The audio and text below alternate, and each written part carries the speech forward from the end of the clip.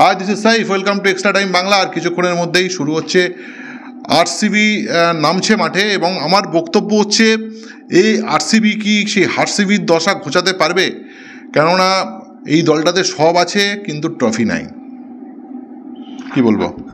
হ্যাঁ, আমার মনে হয় এই যে রাহু কেতু দশার কথা সাইফ বললো না, স্মৃতি মান্ধানা বোধহয় এবছর সেটা কাটিয়ে দিয়েছে। এবং আমি মন থেকে চাইছি যে আরসিবির কাছে একটা কাপ এবছর যাক, কারণ বিরাটের ঝুলিতে বিশ্বকাপ আছে, সব কিছু আছে, সেরা প্লেয়ার, সেরা এবং সেরা ফর্মে আছেন। 708 রান ইয়ার কি না T20-তে কদিন পরে কিন্তু বিশ্বকাপ, এবং ভারতের ব্যাটিং লাইন আপে অন্যতম সেরা টপ অর্ডার ব্যাটসম্যান যিনি কিন্তু এরকম ছন্দে ফ্রি ফেয়ার ব্যাট করছে। সেই জায়গায় দাঁড়িয়ে আজকে বিরাট যুদ্ধ 22 গজে, বিরাট যুদ্ধ। হ্যাঁ, বলতে পারিস যে পেছন থেকে ভালো চিয়ার আপ, অর্থাৎ অনুষ্কা থেকে শুরু করে সবাই টিমটার জন্য চিয়ার করছে, এবং টিমটা হঠাৎ করেই কিন্তু একটা ভালো ছন্দে, একটা জেতার ছন্দে, এই জেতার ছন্দটা কিন্তু সেই মারাত্মক। একটা টিম যখন জিততে শুরু করে দেয় না, এটা অতীত আমরা দেখেছি মুম্বাই ইন্ডিয়ান্স হারছে, যখন একবার জেতার ছন্দ পেয়ে গেছে তাকে কিন্তু আটকে রাখা যায়নি। এবং তার সাথে ভাগ্য, তো ভাগ্য জানবি সাহসীদের সবসময় সাথে দেয়। যেমন তারা কথা বলছে, তারা ক্যাচ উঠলো সাইফের সামনে, কিন্তু 20 মিটার দূর, সবজি দাঁড়িয়ে থাকে, ক্যাচটা পড়ে যাবে, পাবে না সাইফ দৌড়ে পড়ে যে ঝাঁপালে পড়েও যে পাবে, এটাও কিন্তু ঝাঁপালে পড়ে সাইফ ক্যাচটা পেলেও পেতে পারে। এই থার্ড অপশানটা কিন্তু বিরাট কোহলিরা নিয়ে নিয়েছে।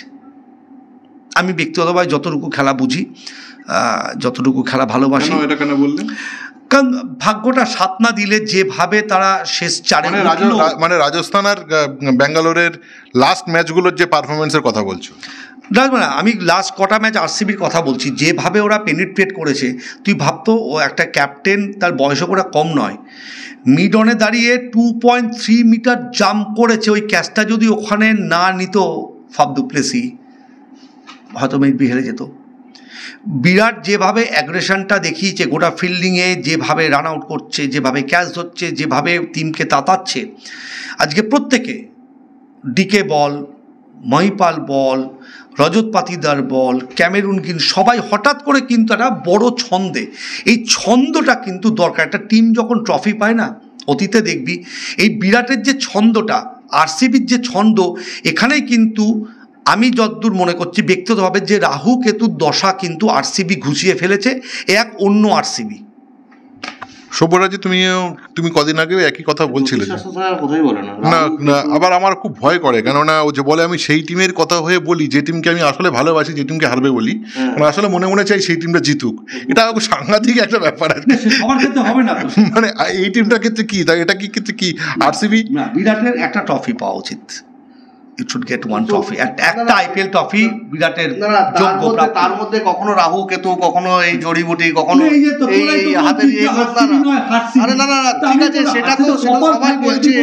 আচ্ছা, মুশকিল ধোনি সবাই বলছে যে ম্যাচটা জিতলো অর্থাৎ ধোনিকে 201 করতে হতো, সেটা পারলো না। জেতার জন্য না, ধোনিকে থাকার জন্য 201 করতে হতো, পারলো না। এটা ভাগ্য ছাড়া কি বলবেন? আমি বলছি ভাগ্য সাহসীদের শ্বাস দেয়। এই জসদালকে তো ধুনে দিয়েছিল না, এটা ভাগ্য। ক্রিকেটে ভাগ্য আছে ভাই, 80% পারফরমেন্স, 20% ভাগ্য। গুজরাট টাইটান্স সিএসকের বিরুদ্ধে ফাইনাল গত বছর কত রান বাকি ছিল? 19 রান বাকি ছিল, ঠিক আছে? মোহিত শর্মা বল করছিল, প্রত্যেকটা বল জোনে ছিল, একটা বল লেগ স্টাম্পের বাইরে ছিল, সেটা ফ্লিক করলো, 4 হয়ে গেল। ফাইনাল লেগের উপর দিয়ে সিএসকে জিতে গেল। এবার জস দয়াল কি করলো? দুটো অপশন। আমি বলছি ভাগ্যটা এইখানে। ওই ম্যাচে কিন্তু ডাকওয়ার্থ লুইস নিয়মে কিন্তু চেন্নাইয়ের রান রেট, অর্থাৎ যে কথা করতে হতো সেটা কমে এসেছিল। এইটা কিন্তু চেন্নাইয়ের ভাগ্য। ওটা অতীত হয়ে গেল। এবার এই ম্যাচটা নিয়ে আচ্ছা, এই ম্যাচটা নিয়ে আলোচনা যেটা চলছে, আমরা ঝগড়া করছি না, আমরা একেবারে, আমি আম্পায়ার, আমি একদম বলছি না, কিন্তু সব্যসাচী আমার কয়েকটা সাথে ওদের registered observer, CAB registered observer কিন্তু, হ্যাঁ, এবং এক সময় নিয়মিত ক্রিকেটার, তারপরে একটা দীর্ঘ সময় ক্রীড়া সাংবাদিকতা।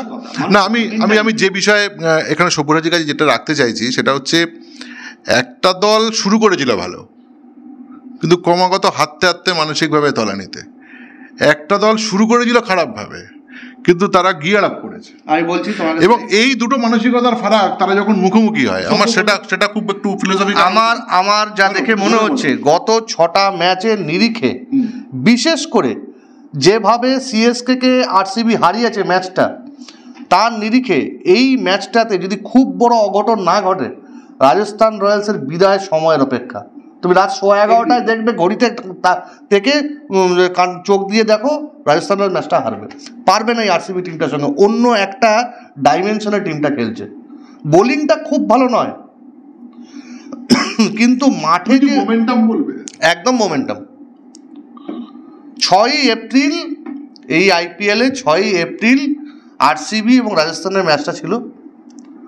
সেই ম্যাচে বিরাট কোহলি 113 নট আউট, তো ও ম্যাচটা হেরে যায়। জস বাটলার সেঞ্চুরি করেছিলেন, জস বাটলার ফ্যাক্টর নেই।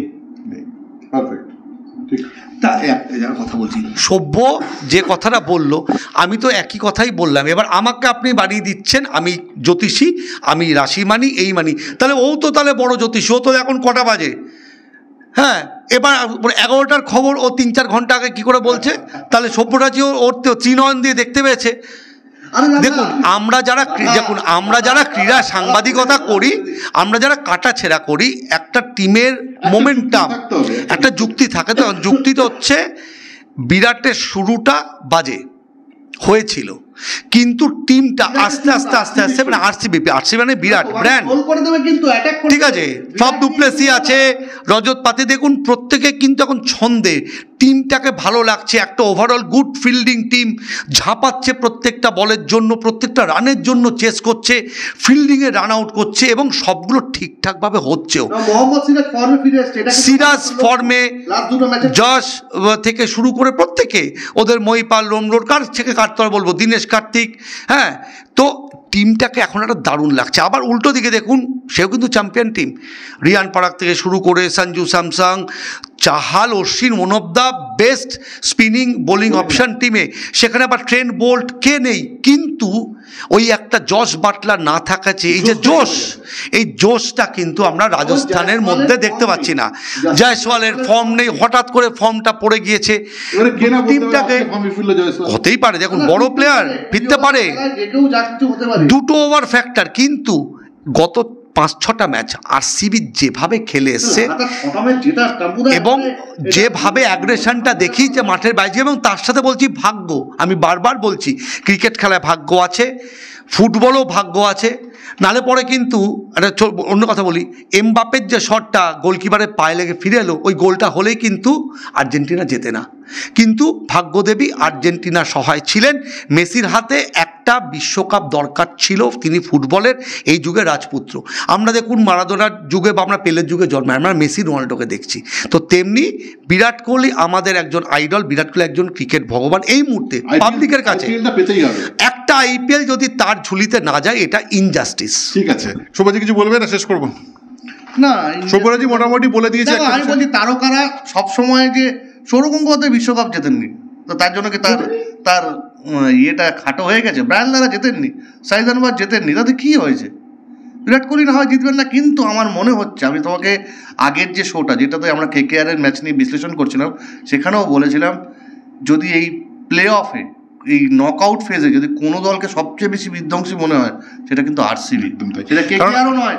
কেকেআর ফাইনালে চলে গেছে ইতিমধ্যে, কিন্তু আমার কোথাও যেন একটা গাট ফিলিং মনে হচ্ছে এসআরএইচ যেভাবে কেকেআরের কাছে হারলো, বা রাজস্থান রয়্যালসের এখন টিমের যা অবস্থা ঝুঁকে যাবে, তাতে আরসিবি কিন্তু ফাইনালে যাওয়ার অন্যতম ফেভারিট দল। আরেকটা কথা বলি, এই যে কালকে কথা বললি যে কামিন্স বলেছে যে আমি খুশি আমার টিম, গ্লেন ম্যাক্সওয়েল, এই মাঠের কিন্তু ঝড় আছে, আমরা দেখেছি বিশ্বকাপে।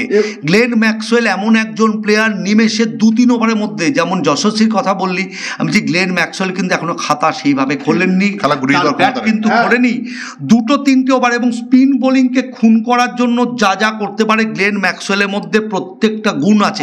শুধু একটু ভাগ্য, একটু ব্যাটে বলে যদি ক্লিক করে যায়, এই ম্যাক্সওয়েলকে কিন্তু আমরা ঝড় দেখবো, টর্নেডো দেখবো। তোমার কি মনে হয় এটা খুব একটা ভালো বিষয় তুমি নিয়ে এলে?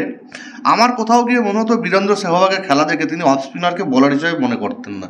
বীরেন্দ্র সেহবাগ কোনোদিন অফ স্পিনারকে বোলার হিসেবে মনেই করেননি। সেটা তার ব্যাটিং দেখবে মিড উইকেট লং অনের উপর দিয়ে যেভাবে মারতেন বা একটু স্কোয়ার অফ দ্য উইকেটের উপর দিয়ে যেভাবে তুলে কভারের উপর দিয়ে মারতেন, সে এক্সট্রা কভারের উপর দিয়ে গ্লেন ম্যাক্সওয়েল কিন্তু ওই রকম টাইপের অফ স্পিনারকে বেশি অ্যাটাক করতে থাকেন। একদমই তাই সব্য ঠিকই বলেছে। এবং ওর স্পিনের, ওর খেলার, ওর ফুট মুভমেন্ট দেখবি, ওর বলটাকে এত সুন্দর জাজ করে, এবং ব্যাটটা ওর হ্যান্ড স্পিডটা যেভাবে আসে স্পিন বোলারদের ক্ষেত্রে, এবং ও যদি একবার একটা মোমেন্টাম পেয়ে যায়, আজকে আহমেদাবাদে ঝড় দেখা শুধু সময়ের অপেক্ষা। অসংখ্য ধন্যবাদ বন্ধুরা। আমরা তাই এক্সপেক্ট করছি আজ হয়তো ফালতু, কারণ এরপরে তারা এসআরএইচ এর মুখোমুখি হতে হবে। মানে এই ম্যাচে আমরা আরসিবিকে এগিয়ে রাখছি, এই ম্যাচে আমরা অন্তত আরসিবিকে এগিয়ে রাখছি, অন্তত আমাদের বিশ্লেষকরা সেই কথাই জানালেন। নমস্কার বন্ধুরা, সঙ্গে থাকবেন, এক্সট্রা টাইম বাংলাকে সাবস্ক্রাইব করবেন। সঙ্গে থাকার জন্য অসংখ্য ধন্যবাদ। Extra time.